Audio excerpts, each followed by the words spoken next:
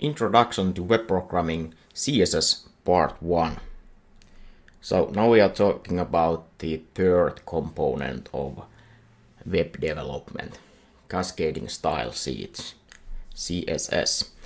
So this is how the internet looked in the 90s when we did not have any CSS. We just had the HTML elements, and that's what was pretty much that. You had a way to have a background image on your web page on plain HTML, but nowadays it's done with CSS. So of course this only HTML powered web page is quite ugly, but it was in the 90s.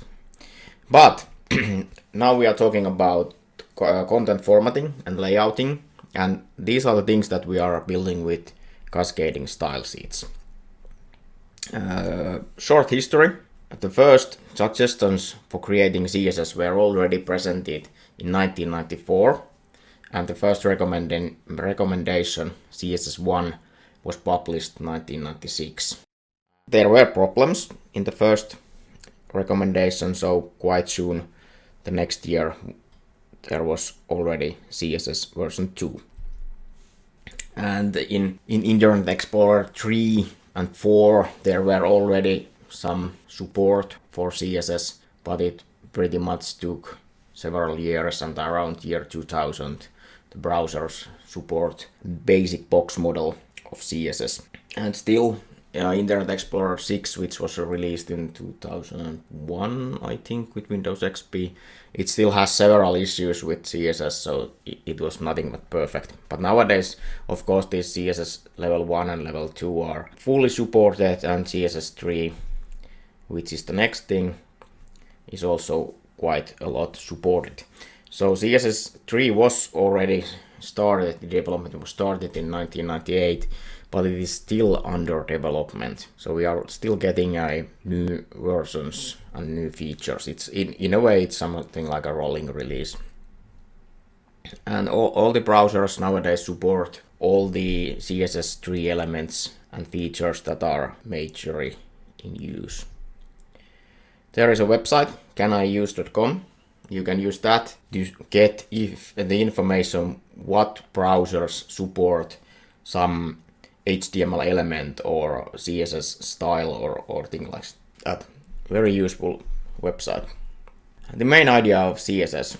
So CSS was developed so that the page styling, meaning coloring, bordering, font style, font size, and these can be separated from page structure, HTML. So if we are watching a web page in our monitor, we are seeing colors, we are seeing different fonts, but if we are using screen reader, then those are completely irrelevant, so we can put them to the CSS file, and the screen reader only needs to read the HTML.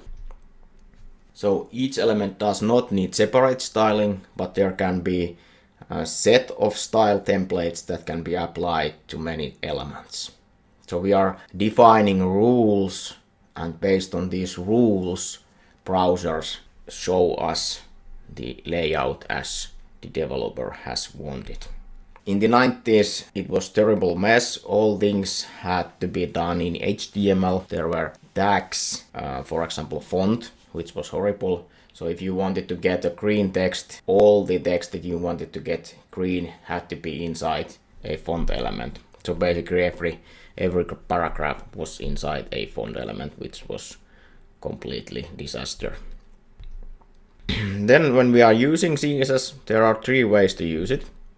We can add CSS directly to any tag. So here is a p element, p tag, and we set that there is a attribute style and its value color red. So CSS works like there is a keyword, here it is a color, then there is a colon, and then the value, here is other keyword red. So we are defining that the text color is red. So we can add the definition directly to the element, but this is not used in basically almost anywhere. Then we can add all the styles in our HTML head part.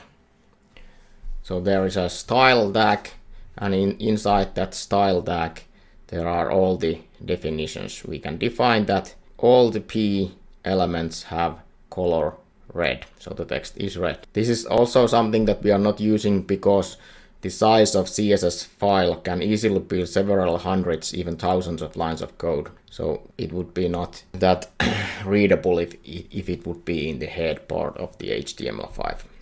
So the recommended way is to link a separate style file or several style files. You can link as many files as you wish.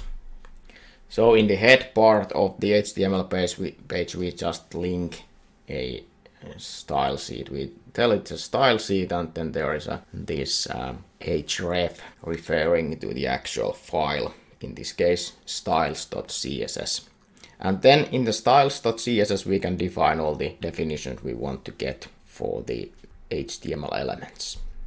Here are some fundamentals of CSS. So with CSS we can define, for example, background color. Here we are defining a body of the web page, and we are defining that it has a background color F0, F0, meaning it's almost white. We can define element width. So here the body has width of 600 pixels. We can define surrounding margins. So we are using margin 0 and auto. You will see soon what it means.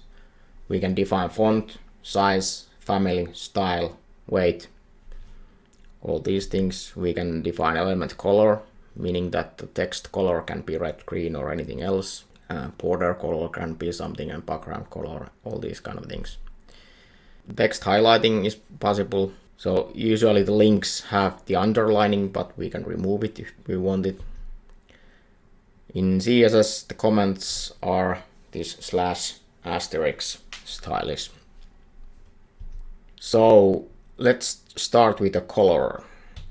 So CSS provides several ways to describe element color. This is my personal favorite, hexadecimal. So we have 6 or 8 characters, and they are in groups of 2. So FF means that we have full red color, 00 means that we have no green color, FF means we have a full blue color, and then in the parentheses there is FF, meaning that the alpha channel is on full, so the color will be shown. The second color has quite a lot red, C0, not that much green, 3.8, and a medium sized blue, 8.0. And the alpha channel is CC, so it's a bit transparent. This can be shortened if you want to have only one character for a color, so then there would be only 16 values for different channels, and the alpha channel would also have only 16 values. Otherwise, in the larger format there are 256 different values per channel. You can use RGB values as numbers from 0 to 255. You can use also percentage numbers, and then there can be alpha channel or percentage and alpha channel. You can use HSL color space. The first value is from 0 to 360. It's basically degrees, and the 2 other values are percentages. You can have an alpha channel also in this HSL color space. Or you can have predefined color names like orange, aqua, blue, pink, green, etc. There are plenty of color names. You can get them from the internet if you wish. And let's have a basic example how we can work with CSS. So let's continue, and this time let's use some CSS and modify this resume to look a bit better. And the first thing we are going to do is get rid of this. My image is way too big here. I just want to get that smaller so it won't be annoying me that much. Let's link our CSS style. All what we need is just this CSS slash styles, CSS styles, like this. And we don't have that file yet, so let's add a new folder, CSS, and then let's add a file there called styles.css. Here we have the styles now. The very first thing I'm going to do is just write image. So the image is the element we are going to style, and we will put width 150 pixels. Yeah, way better. But let's then start with the real things. So this white background it's something, but we can have a better colors there. So let's use the body element and its background color, and we can use this almost white F0. And then let's change font family to Verdana, and now we have here the default font is Verdana. If it's not found, then Geneva Tahoma, and in the end some sans serif font. Yeah, now we don't have a white background and we have a different font here, but this Verdana is not the best font in these cases, so let's have the main element and let's use another font there. And so in this main, let's have a white background, and we can also use the keyword white, and then font family we can go with Georgia, and this time the font is some kind of a serif font. So now we have this main part is different than the rest of the page, but yeah, okay, we can use this. Then we have few links here. Now they are blue. Well, blue is okay, but we can also change that to color almost like a pink. So very much green, no, very much red, no green, and somewhat blue. And now we have these pink links here. Yeah, way better. And now this is the header one. So let's have something there. And we can have, let's say, background color black. And of course, if we set it, yeah, dash background color hash. Now we have a black text on black background. Not the best thing, so let's modify the text color. You have this pink we are using, and we need a bigger font, so let's add font size to 50 pixels. Yeah, we can still a bit, very good. What else? Then we have this footer part here, which is also not in the main part, but we could use a bit smaller font here, so let's have it like that. But here we have the font size just 10 pixels. It's way too small font when you are not having zoom at all, so this is the non-zoomed version. So now the font is quite small, but we have a zoom. Yeah, well, this is now better, but we could still improve it a bit, but in this case, this is the starting point. Then there is this box model. This is the very base of CSS. So CSS uses this box model for each element in the page. Every paragraph, every header, every table cell, every image, every link, we are using this page box model. So we are defining width, height, padding, border, and margin.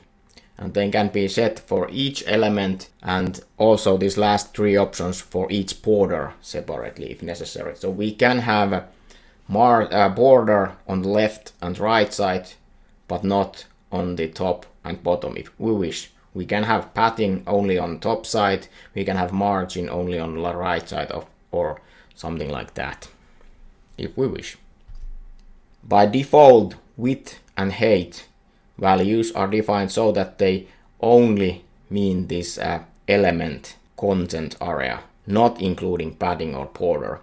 It's usually nice to include also padding and border to this width and height values. So then we are using box sizing border box. This allows you to include padding and border width and height values. Let's have an example on this box model. Let's continue. First of all, we can have this. We could use this universal selector, but we could also use here HTML. And in the HTML, actually, let's use universal selector here. So we are using box sizing border box, which helps us a bit. Let's use that like this. Then we would like to have, now as we would not zoom that much, this is taking all the space from left to right. We wanted to have this only in the center. So let's go here in the body part and we define that the width here is 600 pixels. Now it's only 600 pixels and we would like to have it in a center.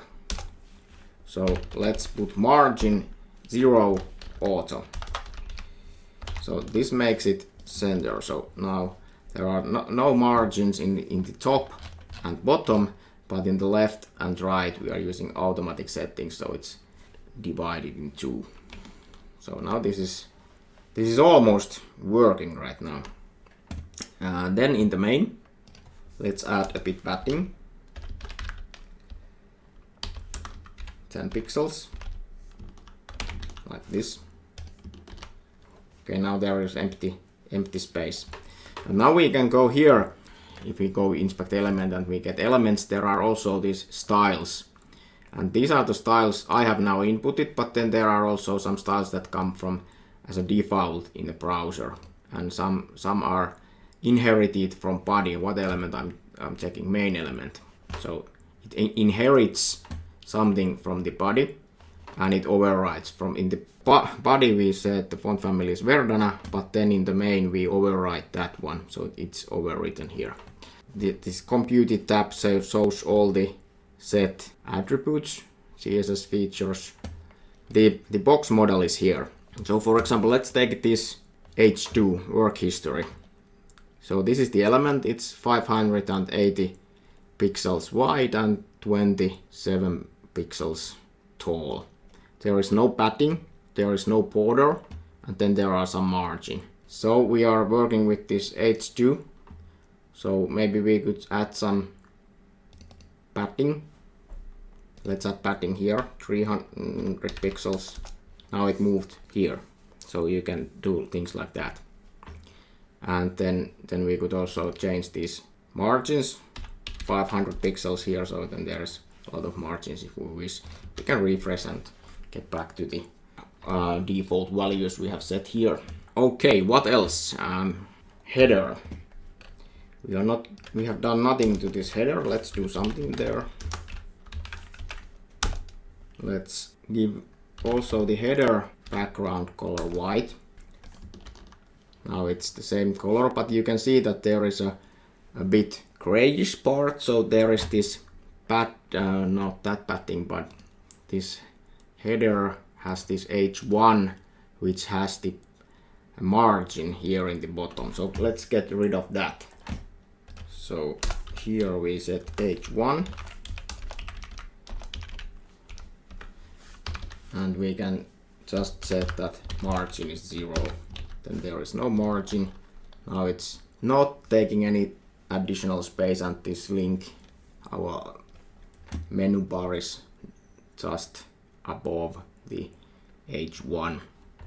So let's make it a bit bigger in that sense that we are adding 10 pixel padding like this. Now there is empty space around the text.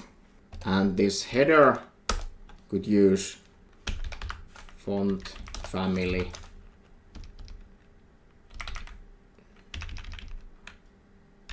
Georgia, like this. Now it's nicer, but this nav bar in the end could use font family Verdana, like this.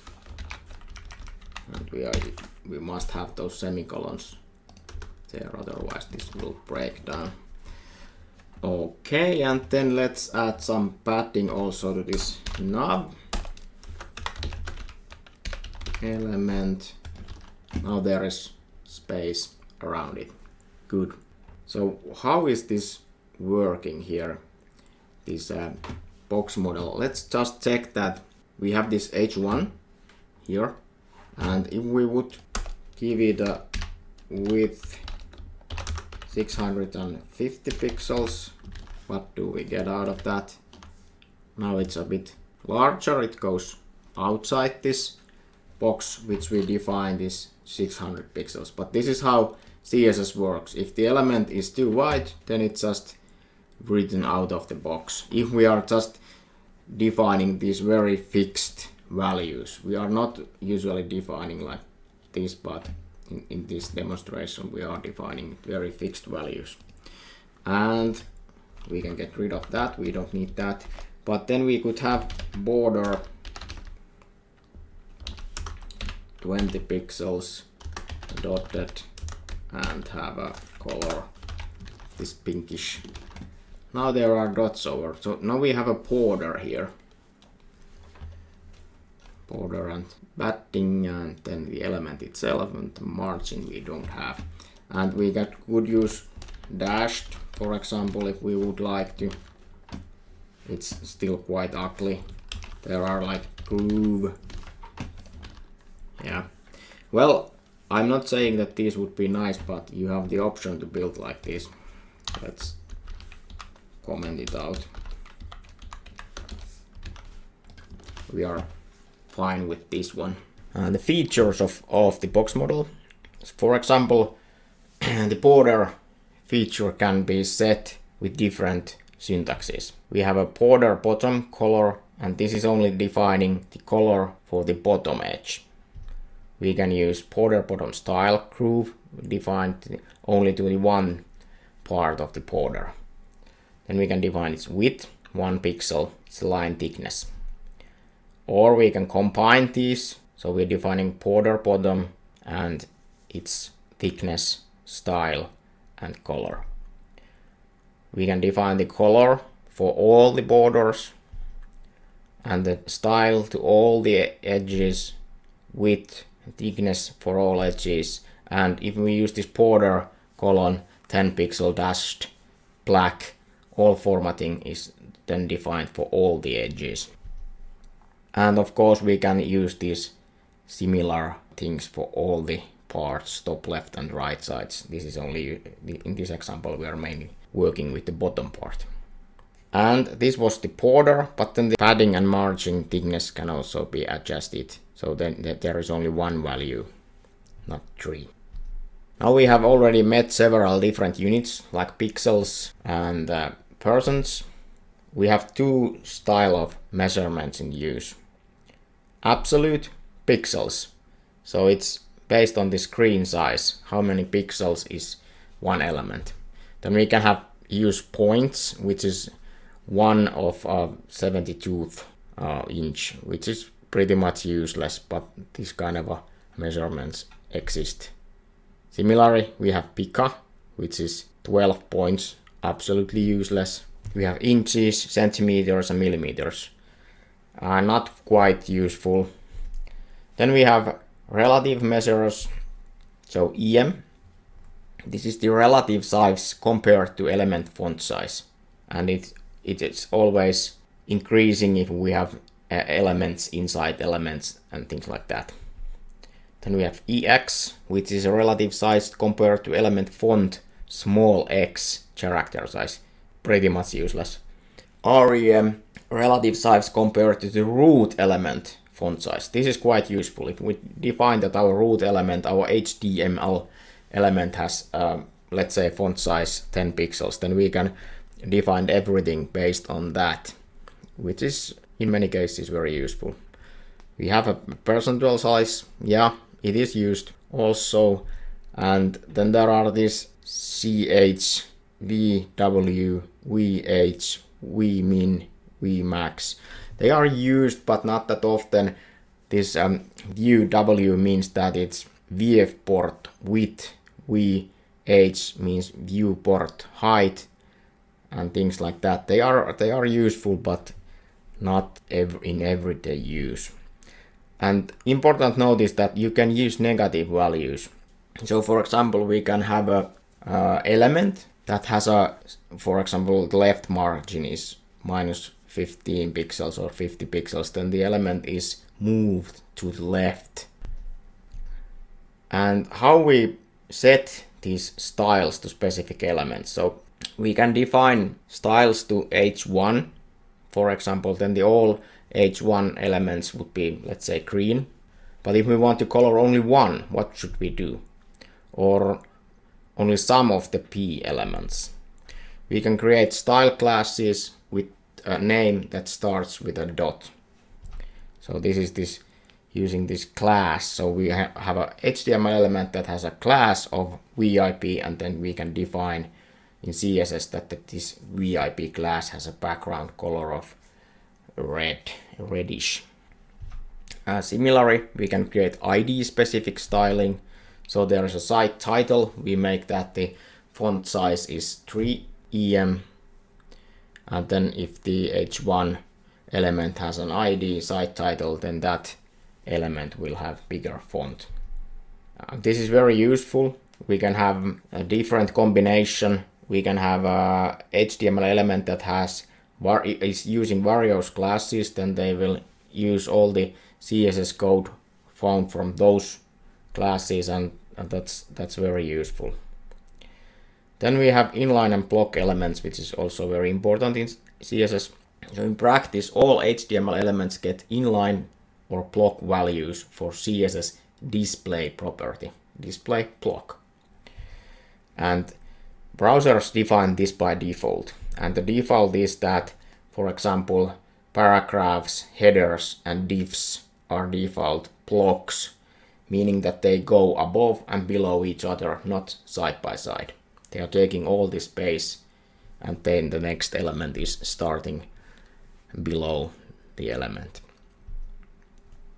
And on the other hand, for example, strong, EM, and span are inline elements. In the other words, they do not cause a line break. They are only like words, not blocks. And these definitions can be naturally changed. So we can define that this div is a inline and strong is a block, but it's no useful to break the rules in that sense. There is also inline block setting that is between the inline and the block setting. Let's have an example on these. Okay, let's continue. So let's first set our base element HTML to have a font size 16 pixels. So nothing changed because we basically already were using font size of 16 pixels, which was the browser default. But then we have the H1 element. Let's do something with the H2 elements, which were these titles here, headers. First, let's have a font size. And now we have set that the HTML font size, here the root element has 16 pixels. So we can define that now we are using here 1.5 times the root size. Yeah, it was the default. Let's go with 1.8. Now we got a bit bigger font, 28.8 pixels. What else we could a bit style these, so let's put border, but only the bottom, and 3 pixels dashed, and let's use this pink color we have been using. So now our headers have this kind of a dashed border in the bottom, so now they're dividing these parts of our resume, or my resume to be exact. And then let's put some padding also, so once again we are putting just 10 pixel padding like that. No, that's too much, let's have just 5 pixels. Yeah, now it's okay. And then there are these language skills: native, professional, okay, basic.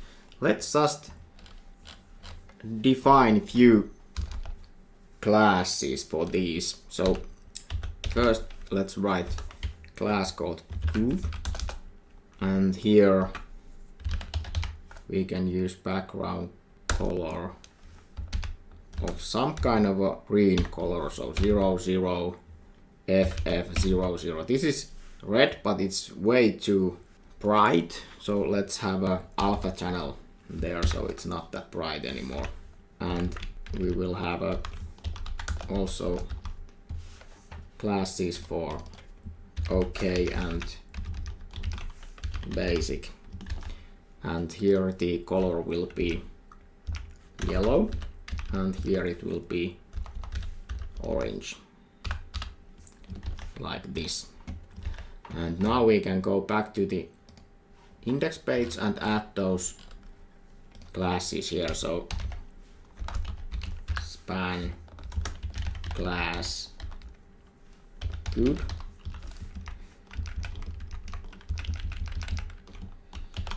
let's see, now we have a green background here stating that is good. Now I'm just copy pasting these definitions to all these words. This is good as it is professional, and yeah, these I would not like to have.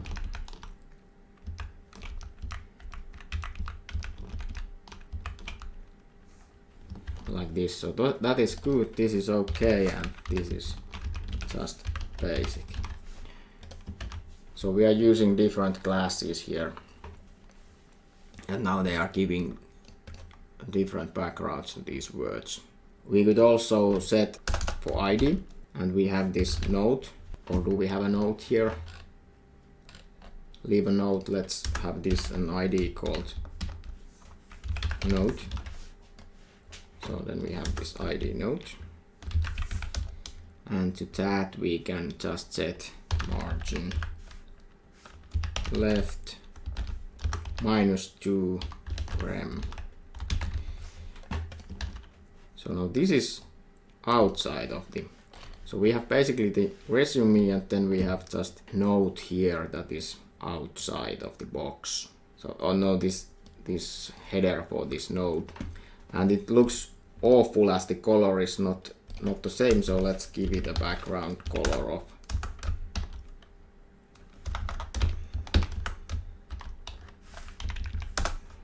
no, it was the FFFFF. Too many F's. Now it has a box there. Yeah, now the outfit is once again a bit better. We are happy with this. So in addition to display features, there are also other CSS definitions, such as we can float things. So with this float setting, we can define that this one element is floating to left or floating to right. So we are eliminating this block definition that is taking the whole space. So floated element is only taking minimum space that it requires. Then we have a clear, which is preventing element from floating. So if we have a lot of floating elements, then we probably will need a clearing element too. Position value tells if the element is placed as a static, relative, absolute, or fixed position. So these are different. For example, if we have an element that is in fixed position, then it's fixed on the screen, and if you are scrolling the page, the element won't be moving around at all. Then we can define the actual position in the page with keywords like top, bottom, left, right. So if we are using a static position, then the top, for example, the top is meaning from the window top and left is the window left. If we are using absolute, then it's the ancestor position, which is the baseline. Height, width, tell the element height and width. Very simple. Then there is max height, max width, min height, and min width, which defines the element's largest and smallest possible width and height values. Very useful also. So we won't have that wide pages. They are just taking, let's say, 800 pixels or something. Visibility, it enables hiding the element, but it still takes some space from the page. So users cannot see it, but they see that something is taking the space. If we want to fully disappear something, then we need to use display none. Then it's completely non-visible and not taking any space. We have text properties, so we can shape and modify texts. We can add letter spacing, line height, text align, text indent, text transform. We can, for example, define that all the headers are in uppercase if we want. Word spacing, text decoration, and let's have an example on everything. So let's then do some modification to our text. So first of all, we have these header 2s. We could use some. Now we have the header. Let's see, we have two header 1s here. Yeah, it's fine. The CSS is used so that it first reads this h1 and then it reads this h1, and all the values here will be added here. If there is some value, then the later value will override the first one. But we could of course have these here. We do not need another h1. But h2, let's add the text transform. What would we like to do? Let's capitalize the words first. Is this okay? Now there is a big S, uppercase P. Yeah, I don't know. Leave a note. No, that's not that nice. Let's go with uppercase. So now there are only capital letters, uppercase letters. Let's go with that, and then let's add just a bit lorem ipsum. I will just copy paste lorem ipsum here after my image. Now actually, and I will, let's change this image as the first element of the page, like that, and this would be here. And this image, now we would, let's see what is here. Now we have the image as a first, but we would like to have this image here on the right side. So let's add a class here to our image, and it's called to right. And then we can define that class here.